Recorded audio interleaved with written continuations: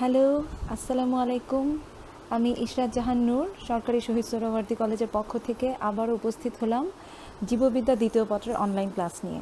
জীববিদ্যা দ্বিতীয় পত্রের যে অনলাইন ক্লাসটা লাস্ট একটা লেকচার হয়েছে আমাদের West and elimination human urinary সিস্টেমের উপরে।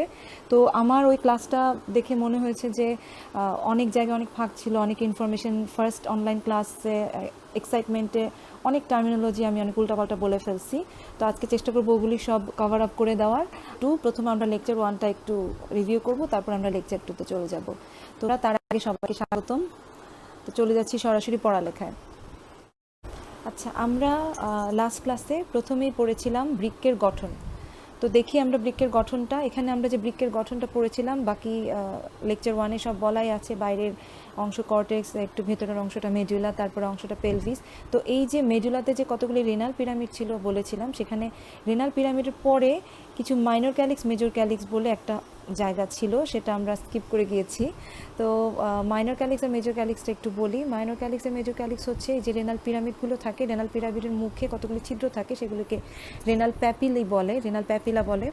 এই রেনাল প্যাপিলাগুলি একটা খোলা জায়গা উন্মুক্ত হয়, যেটাকে একটা সাইনাসের মতো, ওখানেই মাইনর ক্যালিক্স থাকে। এই মাইনর ক্যালিক্স, কয়েকটি মাইনর ক্যালিক্স একত্রিত হয়ে মেজর ক্যালিক্স গঠন করে এবং এই মেজর ক্যালিক্সগুলি পরবর্তীতে পেলভিস হয়ে ইউরেটার হয়ে ইউরিনারি ব্লাডারে ইউরিনটাকে জমা করে। এরপর চলে যাচ্ছি নেফ্রনের কথায়। নেফ্রন পড়েছিলাম আমরা নেফ্রনের ক্ষেত্রে বলেছিলাম যে নেফ্রনের দুটো অংশ থাকে, রেনাল কর্পাসেল এবং রেনাল টিউবিউলস। রেনাল কর্পাসেলে গ্লোমেরুলার ক্যাপিলারিস এবং বোমান্স ক্যাপসুল থাকে। আর এরপরে যে রেনাল টিউবিউলসের যে অংশটা, সেখানে প্রক্সিমাল কনভলিউটেড টিউবিউল, হেনলির লুপ থাকে, লুপ অফ হেনলি বলে যেটা, এবং এরপরে ডিস্টাল প্যাচানো নালিকা থাকে, এরপরে একটা কালেক্টিং টিউবিউল থাকে। এই যে কালেক্টিং টিউবিউল, অনেকগুলি নেফ্রনের ডিস্টাল কনভলিউটেড টিউবিউল এসে এই কালেক্টিং টিউবিউলের এই জায়গাগুলোতে মিলিত হয় এবং এরপরে ডাক্ট অফ বেলিনি হয়ে এটা পেলভিসে উন্মুক্ত হয়ে সেখান থেকে ইউরেটারের মাধ্যমে ইউরিনারি ব্লাডারে এই ফর্মড ইউরিনটাকে নিয়ে যায়। গত ক্লাসে নেফ্রনের ব্যাপারে একটা জিনিস বলা হয়নি, যেটা আজকে যখন আমরা ইউরিন ফর্মেশন পড়বো তখন সেটা খুব ইম্পর্টেন্ট। তো সেটা হচ্ছে এই যে এখানে যে নেফ্রনটা দেখা যাচ্ছে, এই নেফ্রনের চারিদিকে দেখো এই যে এফারেন্ট আর্টেরিওলটা যে বোমেন্স ক্যাপসুলের গ্লোমেরুলার ক্যাপিলারিসে ঢুকলো এবং এফারেন্ট আর্টেরিওল হয়ে বের হয়ে গেল, সেটা কিন্তু কন্টিনিউয়াসলি এখানে আরেকটা পেঁচানো, দেখো এখানে অনেকগুলি নালিকা। এই নালিকাগুলি হচ্ছে পেরিটিউবুলার ক্যাপিলারিস। কারণ যখন বোমেন্স ক্যাপসুল থেকে প্রক্সিমাল কনভলিউটেড টিউবিউলটা চলে যাবে এবং এখানে যখন রিঅ্যাবজর্পশন এবং সিক্রেশন হবে, সেই রিঅ্যাবজর্পশন এবং সিক্রেশনটা কোন জায়গা থেকে হবে? এই রিঅ্যাবজর্পশন অ্যান্ড সিক্রেশনটা এই পেরিটিউবুলার ক্যাপিলারিসের মধ্য দিয়ে হবে। এর অর্থ হচ্ছে প্রক্সিমাল কনভলিউটেড টিউবিউল থেকে পেরিটিউবুলার ক্যাপিলারিসের মধ্যে যে জিনিসগুলো আবার রক্তের প্রয়োজন সেগুলি ফেরত যাবে, এই পেরিটিউবুলার ক্যাপিলারিসের মাধ্যমে সেই ফেরত যাওয়া অংশগুলি মেইন ব্লাড স্ট্রিমে চলে যাবে। আবার মেইন ব্লাড স্ট্রিম থেকে বা পেরিটিউবুলার ক্যাপিলারিস থেকে যে জিনিসগুলি আবারও ইউরিনে সিক্রেট হওয়া দরকার, যেগুলো আমরা রাখতে চাচ্ছি না বা যেগুলো আবার আমাদের ইউরিনে ফেরত দেওয়া দরকার, সেই জিনিসগুলি পেরিটিউবুলার ক্যাপিলারিস থেকেই আবার রেনাল টিউবিউলসে ফেরত আসবে। আমরা এবার শারীরবৃত্ততে এই যে ধাপে ধাপে ইউরিন ফর্মড হচ্ছে এবং সেটা বডি থেকে এলিমিনেট করে দিচ্ছে, এই প্রসেসটা দুটা ধাপে পড়তে হবে। প্রথম ধাপটা হচ্ছে যে কোষ থেকে যে ক্ষতিকর অ্যামোনিয়াটা কিভাবে লিভারে যাচ্ছে এবং সেই লিভার সেটাকে ইউরিয়াতে পরিণত করে ইউরিয়াটা চলে আসতেছে কিডনিতে এবং কিডনি সেটাকে ইউরিয়াটাকে ইউরিনে ট্রান্সফর্ম করছে। তো এই প্রসেসটা আমরা দুটা ধাপে পড়বো। তার প্রথম যে স্টেজটা সেটা হচ্ছে ইউরিয়া সাইকেল। এই ইউরিয়া সাইকেল কাকে বলে? ইউরিয়া সাইকেল হচ্ছে এই যে অ্যামোনিয়া উৎপন্ন হচ্ছে আমাদের বডিতে, এই অ্যামোনিয়াটা অত্যন্ত ক্ষতিকর। এই ক্ষতিকর অ্যামোনিয়াটা কোনোভাবেই আমাদের ব্লাড আসবে না এবং ব্লাড স্ট্রিমে এটা ফ্রিলি চলতেও পারবে না। তো এটাকে অবশ্যই আগে লিভারে যেতে হবে এবং লিভার এই অ্যামোনিয়াটাকে ইউরিয়াতে পরিণত করবে। তো এই ক্ষতিকর অ্যামোনিয়াটাকে একটু কম ক্ষতিকর ইউরিয়াতে পরিণত করার যে প্রক্রিয়াটা, যেটা লিভার করে, এই প্রসেসটাকেই আমরা ইউরিয়া সাইকেল বলছি। তো এটা বোঝার জন্য আমরা একটা ভিডিও দেখে আসি। প্রোটিন ভাঙার পদ্ধতিকে প্রোটিওলাইসিস বলে। প্রোটিওলাইসিস পদ্ধতিতে প্রোটিন ব্রেকডাউন হয়ে ইন্ডিভিজুয়াল অ্যামাইনো অ্যাসিড উৎপন্ন করে। এই অ্যামাইনো অ্যাসিড নাইট্রোজেন যৌগ, তাই আমাদের দেহে নাইট্রোজেনাস ওয়েস্টের মেজর সোর্স হলো প্রোটিন। এখন আমরা যদি অ্যামাইনো অ্যাসিডের স্ট্রাকচার একটু ভালোভাবে দেখি, তাহলে আমরা দেখব যে অ্যামাইনো অ্যাসিডের মধ্যে নাইট্রোজেন এবং হাইড্রোজেন সমন্বয়ে অ্যামিনো গ্রুপ রয়েছে। এই অ্যামিনো গ্রুপ হাইলি টক্সিক, তাই এটি ব্লাডের স্ট্রিমে প্রবেশ করতে পারে না। ব্লাড স্ট্রিমে প্রবেশ করে লিভার পর্যন্ত যাবার জন্য অন্য কোনো যৌগের সাথে যুক্ত হয়ে তাকে লিভার পর্যন্ত যেতে হয়। লিভারে যাওয়ার পর লিভার সেটিকে ইউরিয়াতে পরিণত করে, যে সাইকেলটিকে ইউরিয়া সাইকেল বলে। এই অ্যামোনিয়া বা অ্যামিনো গ্রুপটি অন্য কোনো যৌগের সাথে যুক্ত হওয়ার জন্য দুটি স্টেপ সম্পন্ন করে। এই দুটি স্টেপ হচ্ছে ট্রান্সঅ্যামিনেশন এবং অক্সিডেটিভ ডিঅ্যামিনেশন।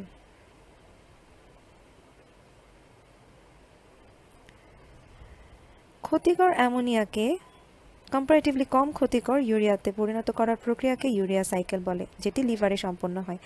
এই প্রক্রিয়াটি সর্বপ্রথম হ্যান্স ক্রেবস এবং কার্ট হিন্সলেট প্রথম বর্ণনা করেন এবং পরে বিস্তারিত বর্ণনা করেন রাটনার অ্যান্ড কোহেন। এই রিয়াকশনটি 5টি স্টেপের মাধ্যমে সম্পন্ন হয়। এই ধাপে ধাপে 5টি রিয়াকশনে 5টি ডিস্টিংক্ট এনজাইম কাজ করে এবং এর মধ্যে প্রথম 2টি মাইটোকন্ড্রিয়ায় থাকে এবং পরবর্তী 3টি সাইটোপ্লাজমে থাকে। প্রথমে অ্যামোনিয়ার সাথে এক অণু কার্বন ডাই অক্সাইড যুক্ত হয়ে কার্বোমাইলেজ ফসফেট উৎপন্ন করে। এই কার্বোমাইলেজ ফসফেট যৌগটি প্রডিউস করবার সময় কার্বোমাইলেজ ফসফেট সিনথেটিজ নামক একটি এনজাইম ক্যাটালিস্ট হিসেবে কাজ করে এবং এখানে 2 অণু এটিপি 2 অণু এডিপিতে রূপান্তরিত হয়।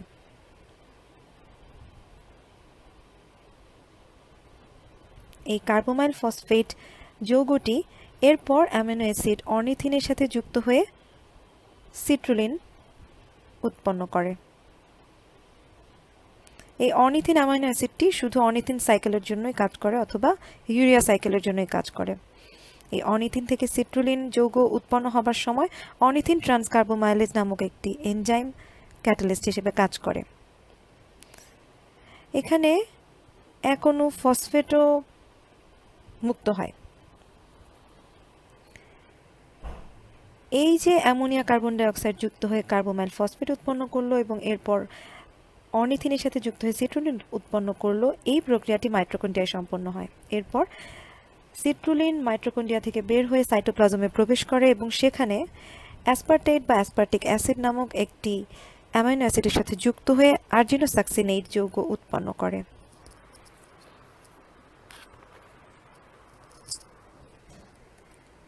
আর্জিনোসাক্সিনেট যৌগটি গঠন করবার সময় আর্জিনোসাক্সিনেট সিনথেটেজ নামক একটি এনজাইম কাজ করে এবং এখানে এক অণু এটিপি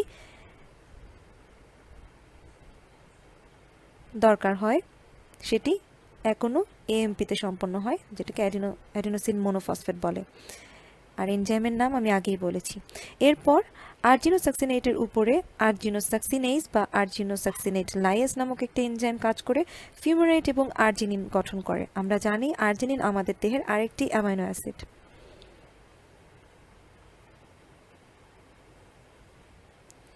এখন এই আর্জিনিন অ্যামাইনো অ্যাসিডের উপরে আর্জিনেজ নামক একটি এনজাইম কাজ করে। এটি আর্জিনিনকে ভেঙে অর্নিথিন এবং ইউরিয়া উৎপন্ন করে। ইউরিয়া ওয়াটার সলিউবল, এজন্য এটি ব্লাডের প্লাজমায় প্রবেশ করে এবং ব্লাড স্ট্রিমের সাথে কিডনিতে চলে যায়। আর অর্নিথিন আবারও মাইটোকন্ড্রিয়ায় প্রবেশ করে এবং আরেকটি অর্নিথিন সাইকেল বা ইউরিয়া সাইকেলে গিয়ে কার্বোমাইলেট ফসফেটের সাথে যুক্ত হয়ে সিট্রুলিন গঠন করে। সেই প্রসেসটি আবার চলতে থাকে। ইউরিয়া সাইকেলের ভিডিওটি দেখে তোমরা উপকৃত হয়েছো। এরপরও আমরা আরেকবার ইউরিয়া সাইকেলটি বইতে কিভাবে দেওয়া আছে দেখে নিই, কারণ আমি যেভাবে বর্ণনা করেছি সেটি আসলে অনেক বেশি ডিটেলস ছিল, অনেক কিছুই আছে যেগুলি অ্যাকচুয়ালি অনার্স লেভেলের জন্য লাগে। তাই একাদশ দ্বাদশ শ্রেণীর জন্য কিভাবে পড়লে বইতে যেভাবে দেওয়া আছে, যেভাবে পড়লে তোমাদের জন্য সহজ হবে সেভাবে আমি একটু বলে দিচ্ছি। এখানে আমরা দেখতে পাচ্ছি যে আমিষ জাতীয় খাদ্য ভেঙে অ্যামাইনো অ্যাসিডে পরিণত হচ্ছে। সেই অ্যামাইনো অ্যাসিডটি ডিঅ্যামিনেশনের মাধ্যমে কিটো অ্যাসিড এবং অ্যামিনো গ্রুপ ক্রিয়েট করছে। এই অ্যামিনো গ্রুপটি একটি হাইড্রোজেন আয়নের সাথে যুক্ত হয়ে অ্যামোনিয়া গঠন করছে। এই যে প্রসেসটি, এই প্রসেসটি লিভারের মধ্যে সম্পন্ন হচ্ছে। এরপরেই এই অ্যামোনিয়া কার্বন ডাইঅক্সাইডের সাথে যুক্ত হয়ে একদম শেষে গিয়ে ইউরিয়া এবং পানি উৎপন্ন করছে। এই যে দুই অণু, এই যে এখানে দুই অণু অ্যামোনিয়া এবং কার্বন ডাই অক্সাইড মিলে অর্নিথিন সাইকেলের মাধ্যমে যে লাস্ট যে প্রোডাক্ট উৎপন্ন করছে সেটারই ফুল সাইকেলটি এখানে একটু ব্রিফলি দেওয়া আছে, একটু শর্ট করে দেওয়া আছে।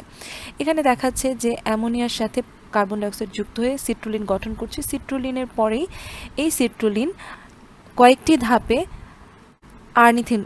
আর্জিনিন উৎপন্ন করছে এবং সেই আর্জিনিনটি অর্নিথিনে পরিণত হচ্ছে। সেই অর্নিথিনটি আবারও আরেকটি অর্নিথিন সাইকেল বা ইউরিয়া সাইকেলে প্রবেশ করছে। আর এদিকে আর্জিনিনটা যখন ভাঙছে তখন আর্জিনিনের উপর আর্জিনিজ এনজাইম কাজ করে অর্নিথিন এবং ইউরিয়া নামক দুটি প্রোডাক্ট তৈরি করছে।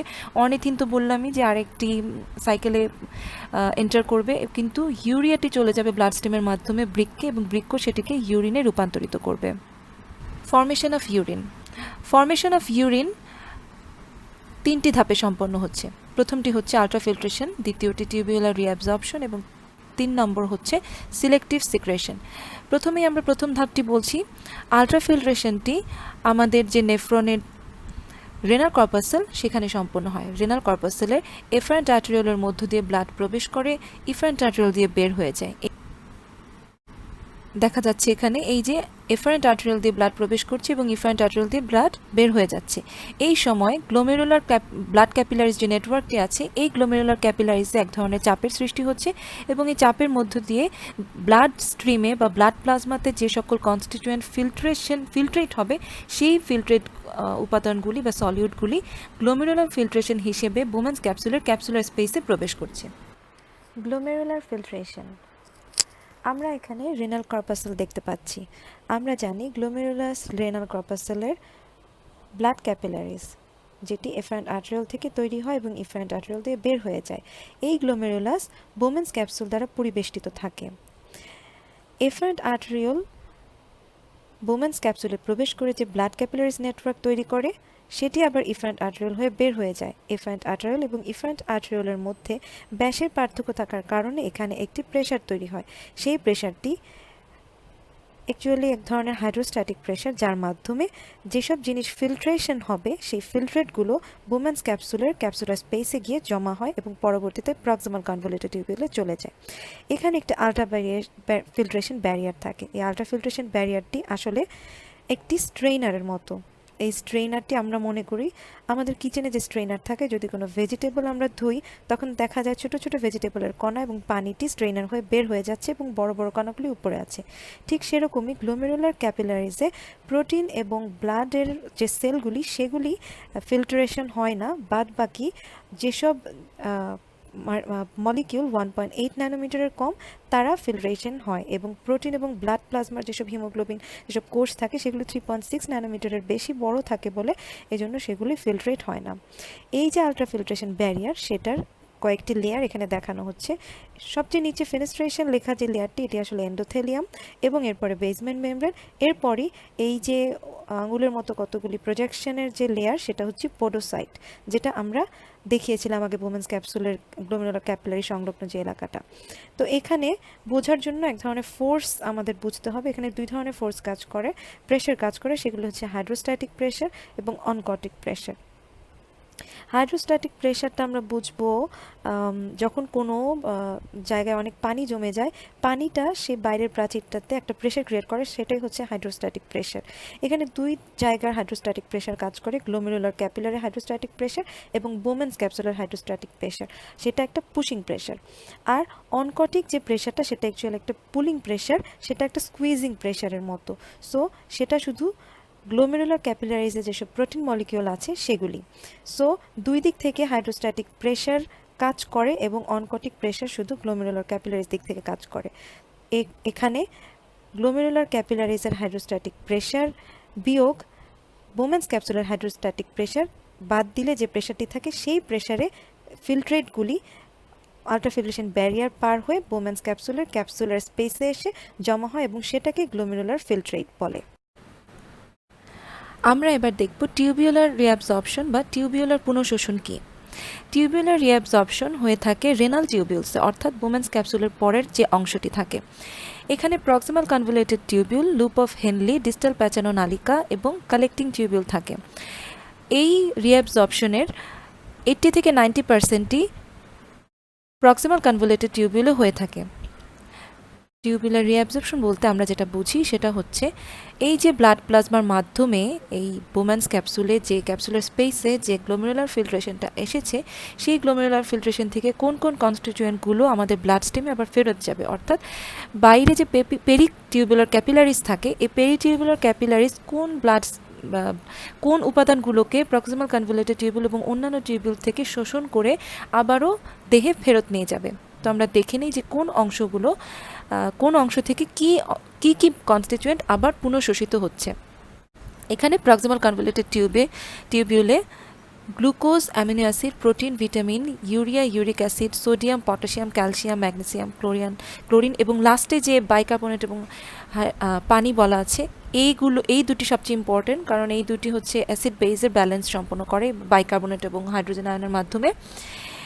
এরপরই লুপ অফ হেনলিতে প্রচুর পরিমাণে পানি আবার দেহে ফেরত যায়, এখানে একটু ইউরিনটা কনসেন্ট্রেটেড হয়ে যায়। এরপরই ডিস্টাল কনভলিউটেড টিউবিউলের দিকে যাবার সময় লুপ অফ হেনলির যে অ্যাসেন্ডিং লিম্ব, সেখানে সোডিয়াম, পটাশিয়াম এবং ক্লোরিন, এটা ডিস্টাল কনভলিউটেড নালীতে হয় কাছাকাছি, সোডিয়াম, পটাশিয়াম এবং ক্লোরিন আয়ন পুনঃশোষিত হয় দেহতে ইলেকট্রোলাইট ব্যালেন্স করে এবং ব্লাড প্রেশার কন্ট্রোল করার জন্য। ডিস্টাল কনভলিউটেড নালিকাতে sodium, potassium, hydrogen ion, chlorine, bicarbonate এবং পানি, এখানেও ব্লাড প্রেশার রেগুলেশনের একটা ব্যাপার থাকে এবং অ্যাসিড বেসের ব্যালেন্সের একটা ব্যাপার থাকে। কালেক্টিং টিউবিউলে পানি, ক্লোরিন, সোডিয়াম এবং ইউরিয়া আবারও পুনঃশোষিত হয়। Tubular reabsorption. টিউবিউলার রিঅ্যাবজর্পশন বলতে বোঝায় movement of water and solutes from the nephron tubule back into circulation. এর অর্থ হচ্ছে ওয়াটার এবং সলিউডস যেগুলি গ্লোমেরুলার ফিল্ট্রেটে থাকে সেইগুলো ব্লাড স্ট্রিমে পৌঁছে দেয়া বা রেনাল টিউবিউল থেকে বা proximal convoluted tubule, loop of Henle, distal convoluted tubule এবং কালেক্টিং টিউবিউলের মধ্য থেকে অর্থাৎ রেনাল টিউবিউলের মধ্য থেকে চারিদিকে যে পেরিটিউবুলার ক্যাপিলারিজ থাকে সেখানে প্রয়োজনীয় সলিউডস এবং সাবস্টেন্সগুলোর মুভমেন্টকেই রিঅ্যাবজর্পশন বোঝায়। এখানে আমরা দেখি যে প্রক্সিমাল কনভলিউটেড টিউবিউল থেকে পেরিটিউবুলার ক্যাপিলারিজে কোন কোন জিনিসগুলি রিঅ্যাবজর্বড হচ্ছে। প্রক্সিমাল কনভলিউটেড টিউবিউল থেকে পেরিটিউবুলার ক্যাপিলারিজে যেসব সাবস্টেন্স রিঅ্যাবজর্বড হচ্ছে সেগুলো হচ্ছে sodium chloride, potassium, glucose, amino acid, urea, water এবং বাইকার্বনেট। এরপরই সলিউশনটি লুপ অফ হেনলির দিকে চলে যাবে এবং সেখানে ওয়াটার রিঅ্যাবজর্বড হবে। এরপর লুপ অফ হেনলির অ্যাসেন্ডিং লিমে সোডিয়াম ক্লোরাইড এবং পটাশিয়াম রিঅ্যাবজর্বড হবে। ডিস্টাল কনভলিউটেড টিউবিউলে sodium chloride, potassium ion, calcium ion, magnesium এবং বাইকার্বনেট আবারও পেরিটিউবুলার ক্যাপিলারিজের মাধ্যমে অ্যাবজর্বড হয়ে ব্লাড স্ট্রিমে ফেরত যাবে এবং কালেক্টিং টিউবিউলে সোডিয়াম ক্লোরাইড, ইউরিয়া এবং ওয়াটার আবারও রিঅ্যাবজর্বড হয়ে পেরিটিউবুলার ক্যাপিলারিজের মাধ্যমে মেইন ব্লাড স্ট্রিমে প্রবেশ করবে। এর মাধ্যমেই এই যে রেনাল টিউবিউলসের যে সাবস্টেন্সগুলি আবার ব্লাড স্ট্রিমে ফেরত নেওয়া দরকার সেগুলি ব্লাড স্ট্রিমে ফেরত চলে যাবে। আশা করি তোমরা টিউবিউলার রিঅ্যাবজর্পশনটি বুঝতে পেরেছো। এবার আমরা চলে যাচ্ছি পরবর্তী ধাপে, সেটি হচ্ছে সক্রিয়করণ বা অ্যাক্টিভ সিক্রেশন। এটাকে সিলেক্টিভ সিক্রেশনও বলে। এই সিলেক্টিভ সিক্রেশনও এই রেনাল টিউবিউলসও হয়ে থাকে।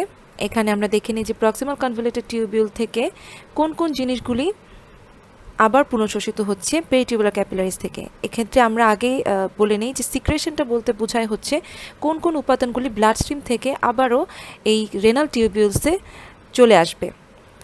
সেগুলো হচ্ছে প্রক্সিমাল কনভলিউটেড টিউবিউলের ক্ষেত্রে ইউরিয়া, ইউরিক অ্যাসিড, ক্রিয়েটিনিন এবং কিছু ড্রাগ রেসিডিউ, হাইড্রোজেন আয়ন এবং অ্যামোনিয়াম আয়ন। এখানে ক্রিয়েটিনিনটা হচ্ছে এক ধরনের মাসেল প্রোটিন ক্রিয়েটিনের ওয়েস্ট প্রোডাক্ট। আর এখানে সোডিয়াম আয়ন যে সিক্রেট হচ্ছে এটা খুব ইম্পর্টেন্ট, এটা অ্যাসিড বেস ব্যালেন্সের জন্য।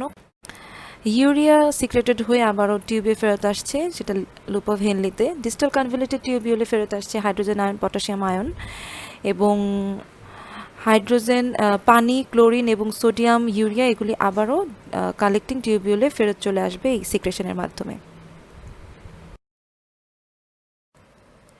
Active secretion.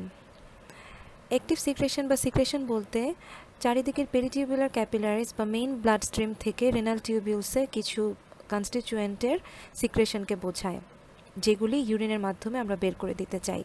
এখানে রেনাল টিউবিউলস দেখা যাচ্ছে নেফ্রনের। এখানে প্রক্সিমাল কনভলিউটেড টিউবিউলে যে জিনিসগুলো সিক্রেটেড হয় সেগুলো হচ্ছে, যেগুলি ব্লাড স্ট্রিম থেকে আবার ফেরত আসে, সেগুলো হচ্ছে ক্রিয়েটিনিন, কিছু ড্রাগ রেসিডিউ এবং হাইড্রোজেন আয়ন। হাইড্রোজেন আয়নটা এখানে খুবই ইম্পর্ট্যান্ট, কারণ হাইড্রোজেন আয়ন সিক্রেশনের মাধ্যমে অ্যাসিড বেসের ব্যালেন্স হয়। এরপর ডিস্টাল কনভলিউটেড টিউবিউলে পটাশিয়াম এবং হাইড্রোজেন আয়ন সিক্রেটেড হয়। হাইড্রোজেন আয়ন সিক্রেশন এখানে অ্যাসিড বেস ব্যালেন্স করে এবং সোডিয়াম এবং ওয়াটারের যে একটা বিনিময়, সেটা এখানে ব্লাড ভলিউম মেনটেনের মাধ্যমে ব্লাড প্রেশার কন্ট্রোল করে, এবং বাইকার্বনেট এবং হাইড্রোজেন সিক্রেশন এবং আদান প্রদান সেটা অ্যাসিড বেস ব্যালেন্স করে। অ্যাসিড বেসের ব্যালেন্সটা আমরা এর পরের ধাপে আলোচনা করব। রক্তের পিএইচ রক্তে অ্যাসিডিটির ইন্ডিকেটর। আমাদের রক্তের পিএইচ একটি ন্যারো রেঞ্জের মধ্যে থাকে। এই ন্যারো রেঞ্জটি 7.35 থেকে 7.45 পর্যন্ত। এর মধ্যে যদি মাইনর ডেভিয়েশনও দেখা দেয় তাহলে প্রোটিন স্টেবিলিটি এবং বায়োকেমিক্যাল প্রসেসের মধ্যে প্রবলেম দেখা দেয়। তো আমরা দেখি যে এক্সক্রিয়েটরি সিস্টেম কিভাবে এই বাইকার্বনেট এবং হাইড্রোজেনের সাম্যাবস্থা করছে অথবা অ্যাসিড বেসটাকে ব্যালেন্সে রাখছে। আমাদের এক্সক্রিয়েটরি সিস্টেম বাইকার্বনেটকে রিঅ্যাবজর্ব করে ব্লাডে পৌঁছে দেয় এবং হাইড্রোজেন আয়নগুলোকে এক্সক্রিয়েটেড করে দেয় ইউরিনের সাথে। বোমেন্স ক্যাপসুলে যখন ইউরিন ফর্মেশনের প্রথম প্রসেস আল্ট্রাফিল্ট্রেশন হয়, তাতে অলমোস্ট ব্লাড প্লাজমার সব বায়োকার্বনেটই প্রক্সিমাল কনভলিউটেড টিউবিউলে চলে যায়। এই প্রক্সিমাল কনভলিউটেড টিউবিউল থেকে প্রায় 80 থেকে 90% রিঅ্যাবজর্বড হয়ে যায় ব্লাড স্ট্রিমে বাইকার্বনেটগুলো। এই বাইকার্বনেট আয়নগুলো কিভাবে প্রক্সিমাল কনভলিউটেড টিউবের লিউমেন হয়ে এবং টিউবুলার সেল হয়ে ব্লাড স্ট্রিমে ফেরত যাচ্ছে তা এখানে দেখানো হয়েছে। এরপর যখন ডিস্টাল কনভলিউটেড টিউবিউলের দিকে অগ্রসর হয় ফ্লুইডটা, তখন সেখানে প্রচুর হাইড্রোজেন আয়ন সিক্রেটেড হয় ব্লাড থেকে। সেই হাইড্রোজেন আয়নগুলোর সিক্রেশনের কারণেই এখানে আরও কিছু বাইকার্বনেট তৈরি হয়। ডান দিকের যে বিক্রিয়াটি দেখাচ্ছে সেটা, এখানে বাইকার্বনেটগুলি উৎপন্ন হয়ে আবারও ব্লাড স্ট্রিমে ফেরত যায় এবং হাইড্রোজেন আয়নগুলো হাইড্রোজেন ফসফেট এবং অ্যামোনিয়ার সাথে যুক্ত হয়ে ইউরিন ফর্মে ইউরিনের সাথে বের হয়ে যায়। অনেকখানি পড়লাম। ইউরিয়া সাইকেল এবং ইউরিন ফর্মেশন একটা অনেক ইলাবোরেট অংশ, এটা পড়তে সময়ও লাগে, বুঝতেও সময় লাগে। তো আশা করছি লেকচার 2টা তোমরা ভালো মতো বুঝেছো এবং বাসায় অনুশীলন করবে। আর নেক্সট ক্লাসের পর্যন্ত ভালো থাকো, সুস্থ থাকো, সোশ্যাল ডিস্টেন্স প্র্যাকটিস করো। আল্লাহ হাফেজ।